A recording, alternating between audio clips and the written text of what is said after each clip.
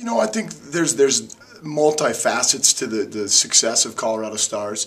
I think really it starts from the beginning that really we try and set up our 8 under program to be really a stepping stone to feed our program. And no matter what, I think that if a program isn't building from within, you're never going to be able to bring enough kids in to kind of fill those gaps.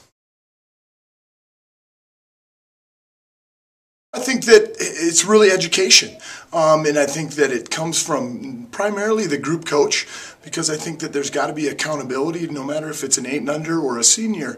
I think that there's got to be accountability to that group coach, and then obviously in the hierarchy of the program, being the head age group coach or the head coach. But I think that there's education that has to come from all 3 of those, being at the group coach on a daily basis, the age group coach maybe in an email basis, on a weekly basis, a monthly basis, and then the head coach kind of having probably a once a season, if not more, kind of an overall team meeting, kind of talking about what the goals are of the program, so that no matter if they're an 8 and under, they understand that there is a kind of an overall structure of what the program is trying to build.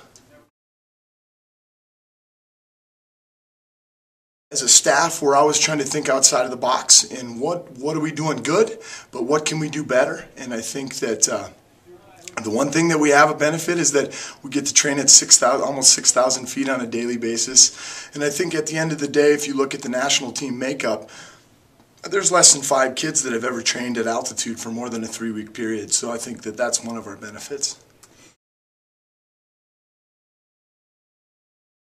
That's probably the hardest decision you have, is when is a kid ready to go to sectionals, or when is a kid ready to go to junior nationals? Because I don't necessarily think that once they achieve a time standard, does that mean that they're mentally and physically ready to go to that meet?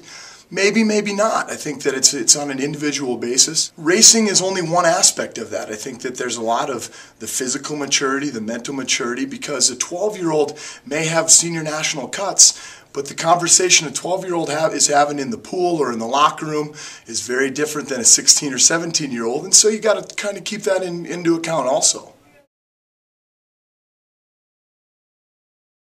At 2008 Junior Nationals in Orlando, Florida, I was cheering for our relay. My watch came untied and actually flew off my hand and almost hit the relay in lane 1, which wasn't my relay, and I was absolutely devastated. I was like beet red.